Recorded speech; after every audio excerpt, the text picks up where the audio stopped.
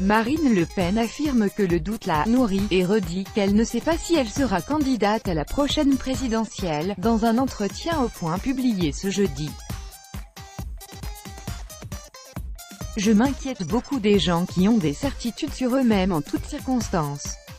Je sais qu'en disant cela je vais à l'encontre des discours habituels sur ce que doivent être les dirigeants. Est-ce parce que je suis une femme et que je me remets plus facilement en question? Le doute m'enrichit et me nourrit. J'aime ce doute, déclare la présidente du Rassemblement National, RN, ex-FN parenthèse fermante à l'hebdomadaire.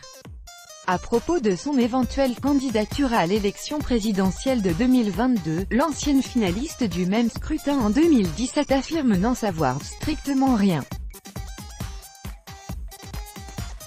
Si vous me demandez si je serai la prochaine candidate, je n'en sais strictement rien, j'envisage ça avec beaucoup de sérénité. Je le saurai si je suis la mieux placée, dit la députée du Pas-de-Calais.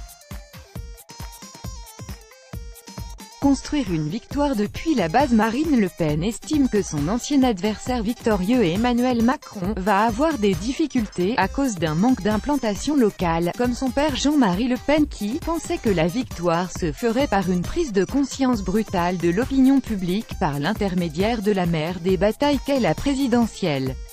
En réalité, il faut construire de la base, des municipalités, des départements, des régions.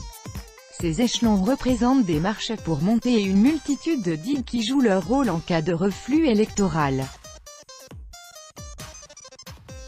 Le plus dur en politique, c'est être éduré.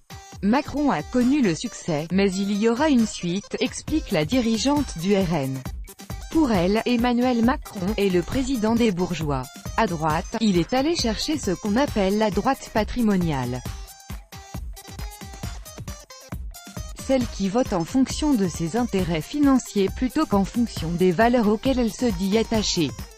Quant à son parti, Marine Le Pen considère qu'il est passé à l'âge adulte et dans une période de consolidation après avoir été un ado un peu provocateur et insolent, mais qu'il restait un parti bonapartiste, notamment dans sa relation à une forme d'autorité et son lien avec le peuple.